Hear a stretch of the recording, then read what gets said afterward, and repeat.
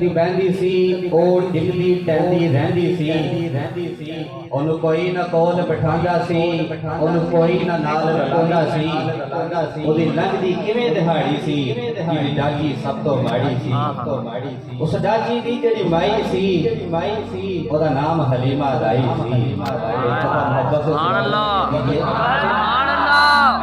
उस डाची दी जिहड़ी माई सी ओदा नाम हलीमा दाई सी आखिर विच मक्के आई सी इत्थे आके ओ पछताई सी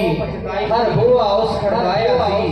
ओ खैर किसे ना पाया सी दर दर दी बनी सवाली सी ओदी चोली फेर भी खाली सी आखिर ओ बुआ वाले आए जितो खाली कोई ना मुड़िया है रहमत दा झूला जलिया है सरकार दा बुआ खुलिया है सुभान अल्लाह रहमत दा झूला जलिया है सरकार दा बुआ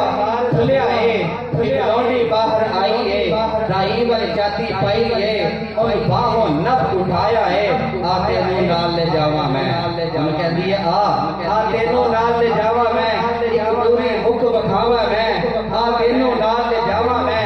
एक दूरी मुख बखावा मैं सारे बेड़े ओ जन चढ़िया है जिदा चन भी कलमा पढ़िया है सुभान अल्लाह बेड़े ओ जन चढ़िया है जिदा चन भी कलमा पढ़िया है